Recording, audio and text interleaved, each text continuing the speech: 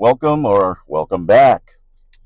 There's a popular teaching today that keeps the church looking toward the horizon, waiting for a third temple, waiting for a literal 1,000-year reign of Christ, and waiting for the return of bloody animal sacrifices on the altar in Jerusalem. But if we believe the words of Jesus and if we honor the timestamps of the inspired writers, we must conclude that this future expectation is not just unlikely, it is scripturally impossible. Now, to understand why, we have to look at the bookends of the final prophecy. The book of Revelation begins in chapter 1 by stating that the events therein must shortly take place. It says the time is near. And it ends in chapter 22, which reiterates with the same urgency that the events in the book will shortly take place. Jesus is coming quickly. The time is at hand. If we move the fulfillment of these events 2,000 years into the future, we aren't interpreting the text, we're contradicting it. But here is the silver bullet. In Luke 21:22, Jesus describes the coming destruction of Jerusalem and the temple in his own generation. He says, quote, "For these are the days of vengeance, that all things which are written may be fulfilled." Now notice the word, it's all, not some things, not most things. Jesus identified the desolation of the old covenant system in AD 70 as the terminal point for the entire body of prophecy. From Genesis to Malachi, every prophecy was aimed at this climactic moment. Now, this includes the Song of Moses in Deuteronomy 32. We call this the foundational roadmap for all prophecy. Moses predicted the, quote, latter end of Israel. Have a listen, verses 19 and 20. "And when the Lord saw it, he spurned them because of the provocation of his sons and daughters. And he said, I will hide my face from them. I will see what their end will be. For they are a perverse generation, children in whom is no faith." End in Hebrew is the word aharit, H319. It means after part, last end, or hindermost. Now, Jesus predicted a day of vengeance for the blood of God's servants. He explicitly placed that vengeance on his own generation in Matthew 23.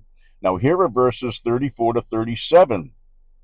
"Therefore, indeed, I send you prophets, wise men, and scribes. Some of them you will kill and crucify, and some of them you will scourge in your synagogues and persecute from city to city, so that on you may come all the righteous blood shed on the earth, from the blood of righteous Abel to the blood of Zechariah, son of Berechiah, whom you murdered between the temple and the altar."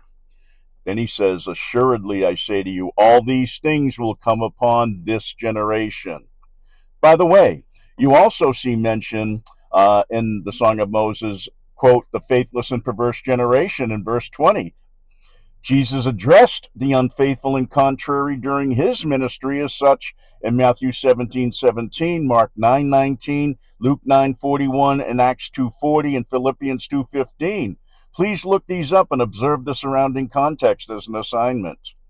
Now, the latter days were not the end of the physical world, they were the end of the old covenant age. Now, what about the 1,000 years in Revelation 20?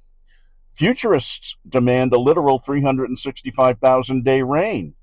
But Revelation is a book of symbols. In chapter 1, verse 1, John tells us the message was signified or signified, conveyed in signs, if you will. The Greek word for thousand, chilioi, is used throughout Scripture to denote spiritual completeness. It's not a math equation. According to Psalms 50, verse 10, God owns the cattle on 1,000 hills. Does he not own the cattle on the next hill? And in Deuteronomy 7:9, it says he keeps his covenant to 1,000 generations. Does he stop at 1,001? Of course not. The 1,000 years represented the perfect, complete transition period, the time from Christ's ministry to the fall of the temple. The binding of the strong man was from Jesus' ministry to just before the Great Tribulation, and that was so the gospel could go to the nations unhindered. Think about the logical conclusion of a literal future millennium. It requires a rebuilt temple, the reinstitution of animal sacrifices, and to believe this is to believe that the blood of bulls and goats must once again flow to satisfy God. after he has already provided the perfect once-for-all sacrifice of his Son. The book of Hebrews strongly warns us that to return to those shadows is to trample the blood of Christ underfoot. Jesus said it's finished. He did not say finished until we build a stone temple in 2,000 years. Prophecy is not a waiting room. It's a finished work. You're not in the waiting room. You're in the throne room. The old covenant has vanished. The new covenant is here, and it's eternal. Christ is not waiting for a throne in Jerusalem. He's already seated on the throne of David at the right hand of his Father. So he's reigning now. His kingdom is not of this world. He said so, but it is the only kingdom that will never end. The days of vengeance have passed. The all things written have been fulfilled. And it is time we stop looking for a physical building and start living in the reality of a finished kingdom. Now that ends it for today. Please post your comments and questions down below. If you like the video, please say so. And please become a subscriber if you haven't already. For all of you who had, I greatly appreciate you.